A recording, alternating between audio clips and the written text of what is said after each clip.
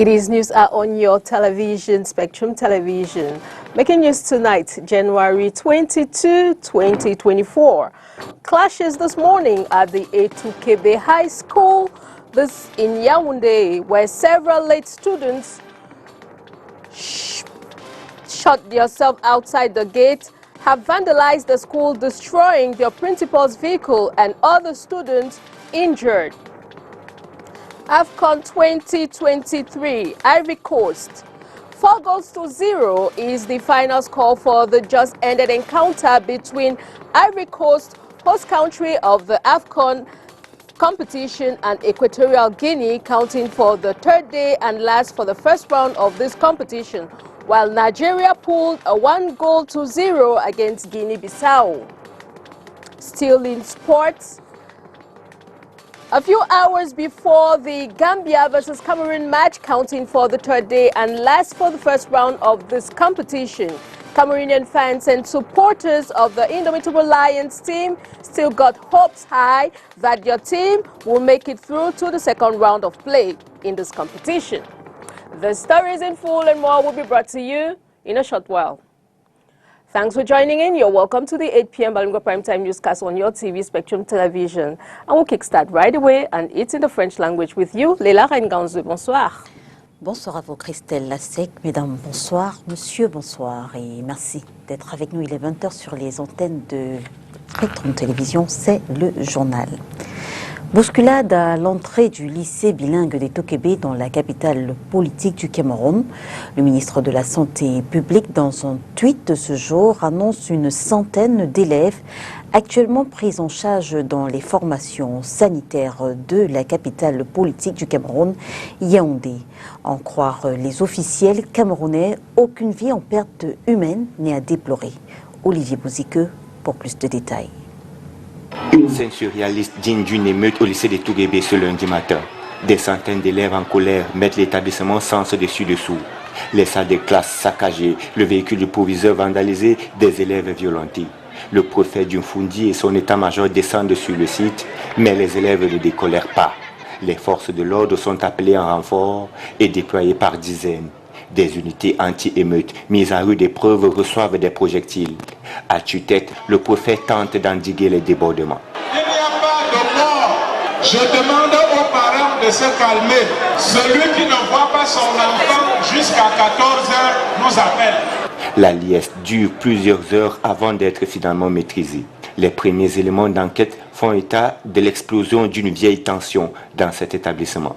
On avait conseil de discipline jeudi et on devait aussi annoncer les sanctions, donc ça a pris un peu de temps.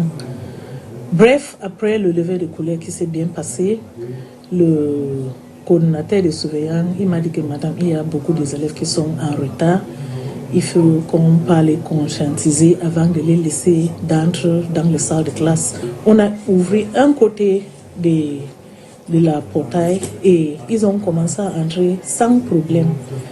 Beaucoup des élèves ont entré comme ça. Et subitement, les grands garçons, étudiants qui étaient là-bas, ils ont commencé à agiter. Ils ont commencé à agiter. Et c'est comme ça qu'ils ont poussé les petits qui étaient devant. Et le portail s'est ouvert. Tout le portail était ouvert. Ils ont forcé ça ouvert. Et malheureusement, c'était les petits enfants qui étaient devant, ils sont tombés. J'ai demandé aux surveillants de secteur et certains surveillants pour m'apporter les bains pour apporter les élèves qui étaient graves, que moi je pense qu'on doit prendre les mesures immédiates et pour les amener à l'hôpital. Les dégâts enregistrés sont importants. Le ministère de la Santé publique dénombre 106 blessés qui sont pris en charge à l'hôpital de Tougébé. Le préfet annonce des sanctions contre les coupables. Tout ce vandalisme que nous avons constaté n'est pas seulement le fait des élèves. Beaucoup d'enfants, de jeunes n'ayant aucun lien avec l'établissement sont venus vandaliser. Certes, les élèves avaient leur part de responsabilité, mais ces véhicules que vous voyez renversés, après exploitation des vidéos de surveillance, sont ceux qui sont venus de l'extérieur avec 2 roues. Et nous allons les exploiter à fond. Les parents sollicitent plus de sécurité pour les enfants. Présentement, ils sont encore en train de cafouiller mon fils. Et quand même, ici, on a vu les enfants, ce sont certains camarades qui portent leurs camarades pour amener dans les hôpitaux. Et nous ne savons où. Nous n'avons vu ni proviseur, ni enseignant, ni surveillant. Donc on ne connaît pas où ils se trouvent actuellement. Les cours ont été interrompus. Ils pourront redémarrer après concertation avec les autorités du lycée. Message du préfet du Fondi, aucun mort, aucune perte en vie humaine n'est à déplorer au cours de la bousculade survenue ce matin à l'entrée du lycée bilingue d'Etoukébé à Yaoundé. D'ailleurs, je vous propose de réécouter Emmanuel Dictin.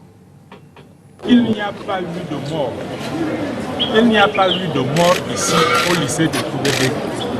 21 élèves, après une bousculade, ont été évacués dans une formation sanitaire. Et c'est vérifiable. Et leurs jours, d'après les médecins, ne sont pas en danger. L'origine de la bousculade, c'est quoi?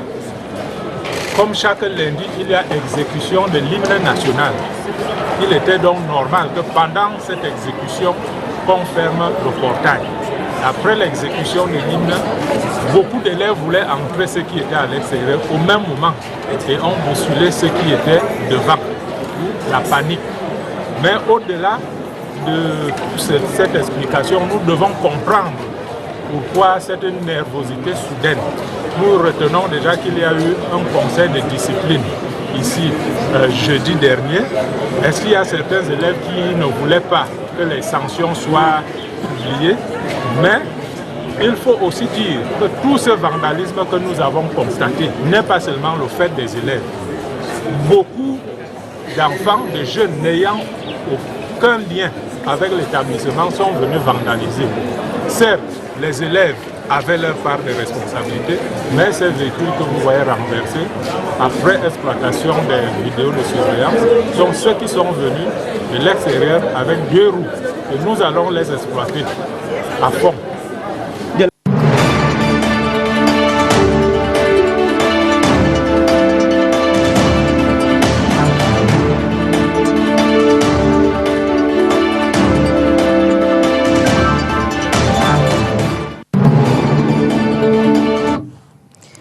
Page spéciale Cannes. Le Nigeria s'impose ce soir face à la Guinée-Bissau 1-0 et la Côte d'Ivoire s'incline devant la Guinée équatoriale. La Côte d'Ivoire aura été battue sur un score de 4-0. Et puis les Lions indomptables, vous le savez, descendent dans l'arène demain pour leur 3e et dernier match de poule. Ils seront face aux Scorpions. Les fans qui ont vécu la défaite du Cameroun face au Sénégal espèrent un sursaut d'orgueil demain mardi. Oriane Danquin.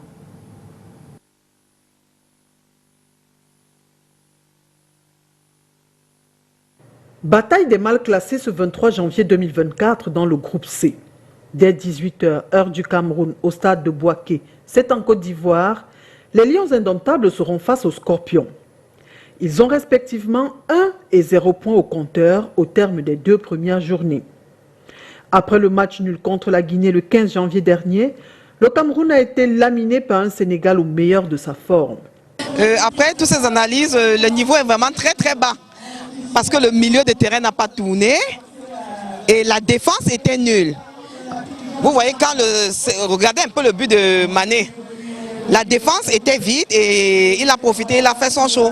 En contre, on a bien commencé le match, sauf que bon, on a manqué d'énergie pour suivre le Sénégal, qui nous a pratiquement montré qu'ils étaient au-dessus de nous. Donc le score il est logique et on va juste mettre l'espoir pour le 3e match. Hein. Au terme de cette rencontre, le manager sélectionneur a été mis à la potence. Pourtant, c'était à eux de démontrer sur le terrain, sur le stade, qu'ils étaient à la hauteur. Donc malheureusement, il fait le classement, mais ce n'est pas lui qui joue. Donc son 11 entrants, il a fait ses choix et je pense qu'il va assumer ses choix. Pour ses supporters réunis à la fan zone de la communauté urbaine de Douala, logés au parcours Vita de Douala, il y a un manque de cohésion entre les joueurs. Parce qu'en 2020, il y avait Choupo-Moting, il y avait Ngande, les gars qui faisaient vraiment, qui brillaient vraiment. Mais de nos jours, on se retrouve avec les nouveaux joueurs, chaque année on change. Bon, je me demande si ces joueurs se reconnaissent vraiment. Je me demande s'ils ont eu à jouer quelque part. Parce qu'ils se trompent vraiment sur le stade, ils se perdent vraiment. Par contre, en 2020, les gars se comprenaient. Cette allure, on ne peut pas arriver, on ne peut pas aller au second tour. Parce que la Gambie, c'est une équipe aussi vraiment solide. Hein? Donc, je dirais au cours de vraiment travailler la défense et le milieu de terrain. Battu 3-1 par le Sénégal, l'équipe n'est pas au top de sa forme, mais il ne faut jamais vendre la peau du lion avant de l'avoir tué. L'équipe du Cameroun qui manquait de combativité, avec peut-être même un niveau technique limité pour certains joueurs. Et véritablement, comme s'ils avaient aussi l'impression qu'il manquait même de physique. Nous allons faire gagner. Donc on ne peut pas gagner. Je crois que le Sénégal a mérité. On verra ce que le prochain match va donner. Je crois que c'est une équipe en réalité qui est globalement, qui a été aujourd'hui globalement médiocre, il faut le dire. Et est-ce qu'on peut espérer plus? On verra au prochain match. Je crois que souvent quand le Cameroun est dos au mur, il réagit, il rugit. On verra s'il sera rugi la prochaine fois. Et ça passe ou ça casse. And still in line with this crucial and decisive encounter of tomorrow between Cameroon and the Gambian Republic, fans and supporters of the Indomitable Lions met today in the streets of the economic capital, Douala, still have their hopes high. And this if and only if Cameroon pull through tomorrow in this encounter. Let's take a listen. Fans and supporters of the Indomitable Lions of Cameroon squad are so looking forward to tomorrow's match between the Gambian football team and the Indomitable Lions of Cameroon. A very decisive and crucial encounter for the Indomitable Lions of Cameroon, as a win might guarantee them a ticket into the second round of the AFCON competition. Yeah.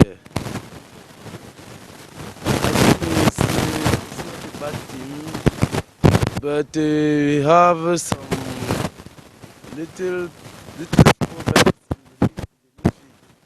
and maybe tomorrow my players will make a good result.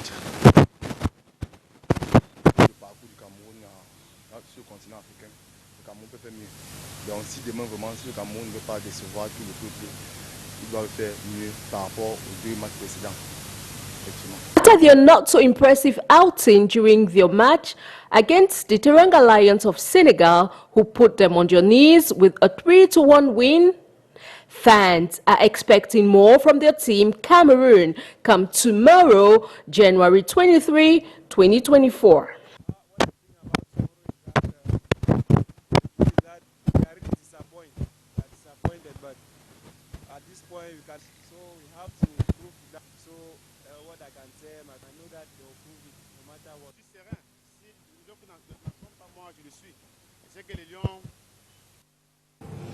Toutes nos excuses pour la qualité sonore de cet élément.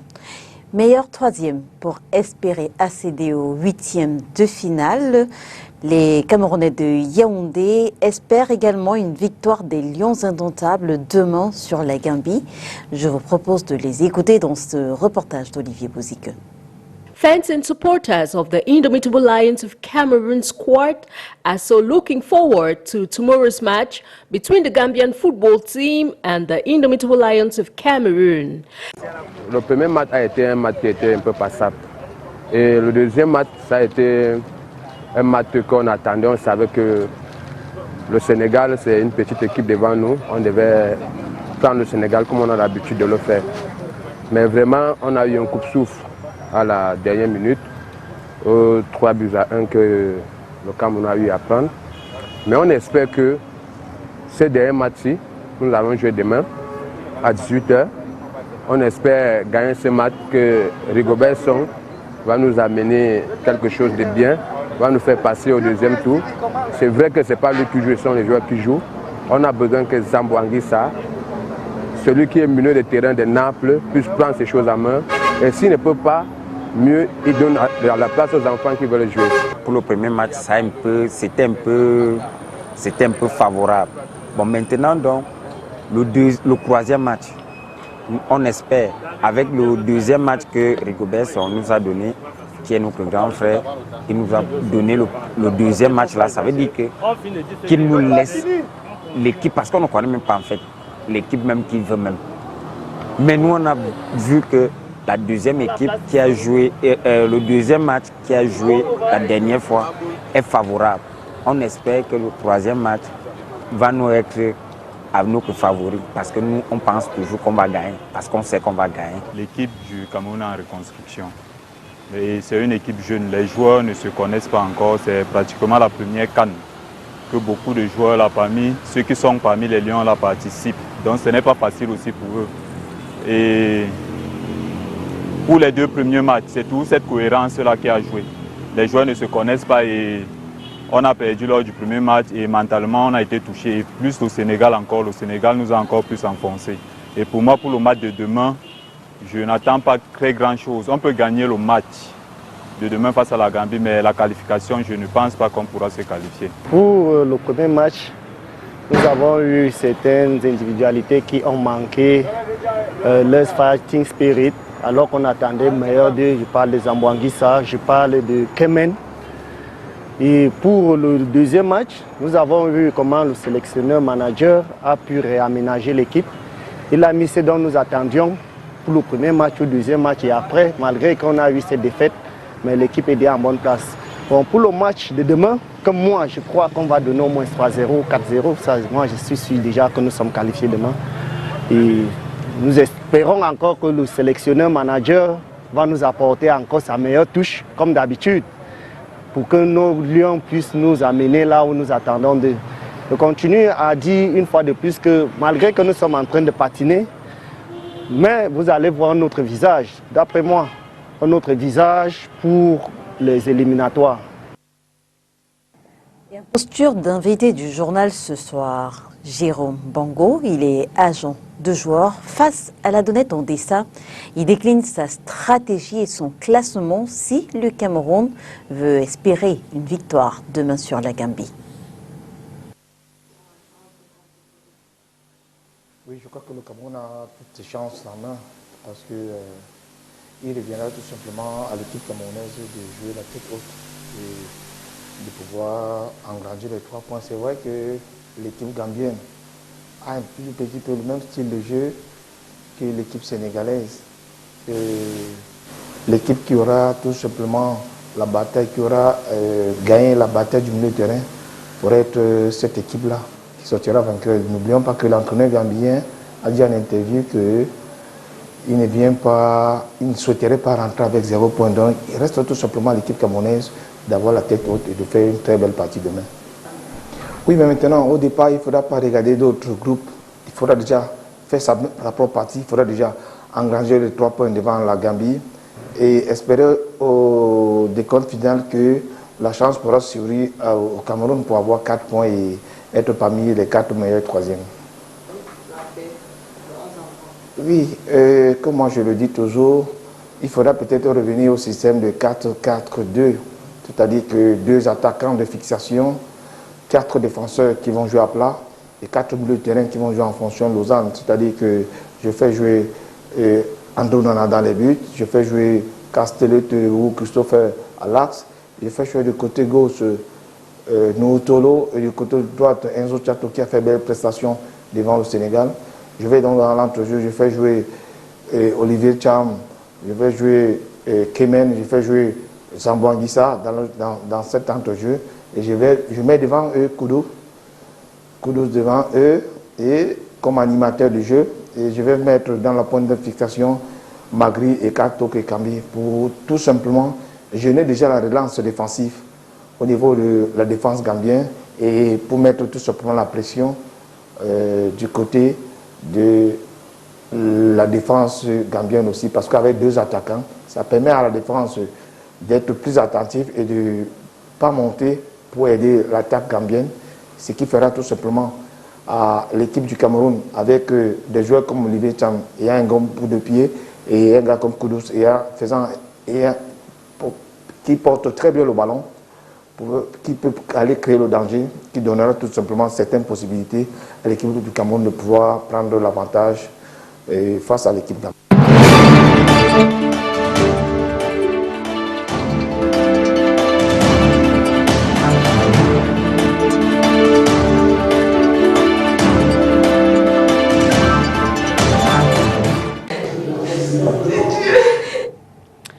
Et il y a un an, jour pour jour, c'était le 17 janvier 2023, le corps sans vie de Martinez Zogo, journaliste à Amplitude FM à Yaoundé, était retrouvé dans une périphérie de la capitale politique du Cameroun. En ce jour anniversaire, une messe d'action de grâce a été célébrée. À la radio Amplitude FM où il exerçait, la disparition reste difficile pour ses collègues. Inès Pingan. Un an déjà que le corps sans vie de Martinez Zogo est retrouvé mutilé à la périphérie de Yaoundé. Un an après, la justice n'a pas encore établi clairement les responsables de sa mort et sa famille n'a pas encore pu faire son deuil. Au quotidien, c'est compliqué. Mais vous savez, vous avez toujours ces images-là en tête et vous ne pouvez pas oublier. Chaque jour, vous rêvez, vous pensez à votre papa. C'est compliqué, vous ne pouvez pas tourner la page et dire que non. On l'a enterré, maintenant je dois passer à autre chose, mais c'est pas ça. Là, il est encore à la mort. On doit juste attendre. Le traumatisme reste présent et les souvenirs se bousculent en ce 22 janvier 2024, jour d'un triste anniversaire. Sur le coup, c'était très dur, vous voyez, c'était très dur. D'abord, nous avons passé 5 jours dans l'attente sans toutefois avoir des nouvelles, rien du tout. Et nous sommes allés à la brigade de soir. Là, nous avons vu ses vêtements et ses chaussures qu'il portait ce mardi-là. Et après, nous sommes allés sur les lieux où on a découvert son corps. Il y avait tellement de monde, police, gendarmerie. Vous pouvez imaginer, c'était très difficile de savoir que son père, le cadavre de son père se trouve à quelques mètres. Malgré que je n'ai pas pu voir son corps. À la radio Amplitude FM où il exerçait, ses collègues organisent une semaine de commémoration du 17 janvier, jour de sa disparition, à cette date. Chaque jour, nous portons le deuil. Vous êtes arrivés dans nos locaux, vous voyez encore la chapelle ardente de Martinez Zogo qui s'y trouve. Quand vous allez dans le studio, c'est l'ombre de Martinez Zogo qui plane encore au sein de la radio Amplitude FM.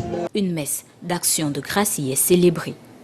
Le prédicateur insiste sur l'espérance en la justice divine, comme ce fut le cas pour le disciple de Jésus, Jacques, après qu'il soit tué par le roi Hérode. L'on doit savoir que tout ce que l'on fait, on le récolte. C'est la loi de la sémence. Ce que vous sémez, vous récoltez. Que ceux qui ont ôté la vie à Martinez Zogo ne pensent pas qu'ils vont rester impunis. Même si la justice camerounaise échoue, la justice divine n'échouera pas. Un an après, l'émission Embouteillage, une création de Martinez Zogo, continue d'être diffusée, cette fois présentée par un collègue à lui. Away from our local news, we now take on our international page, and it's with our foreign partners, the Voice of America. Former President Donald Trump faces 91 felony charges, with at least one criminal trial expected this year. Health issues could impact President Joe Biden, who is 81. Headline: Biden's advanced age is a big issue. Trump's, however, is not.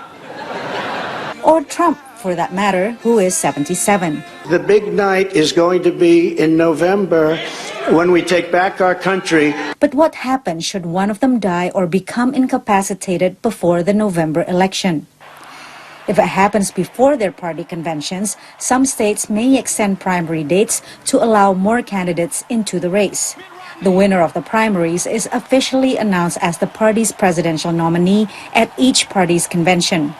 Republicans will hold theirs in July and Democrats in August. If a front-runner drops out and no candidate reaches a majority, delegates can essentially nominate someone else. There will be a lot of freedom for those delegates to negotiate, pick someone, maybe pick someone else who wasn't running. That has happened in our history.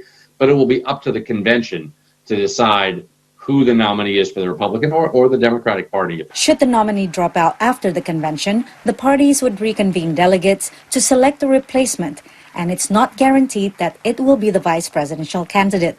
After the election, it's a similar process. Even if, let's say, Biden wins and cannot serve, his vice president Kamala Harris would not automatically be the replacement and electors vote again. But what happens if electors can't agree? At that point, the election would go to the House of Representatives if no candidate can attain a majority. And so the election really ends up in something that we have not confronted for hundreds of years. If the president-elect dies after Congress certifies the election result on January 6, the vice president-elect would be inaugurated as president. Any of these scenarios could become an extremely messy process that drags on in the courts, especially if the result is contested. And as the country has witnessed in the siege of the U.S. Capitol by Trump supporters on January 6, 2021, it could again turn bloody. Patsy Widakuswara, VOA News, Washington.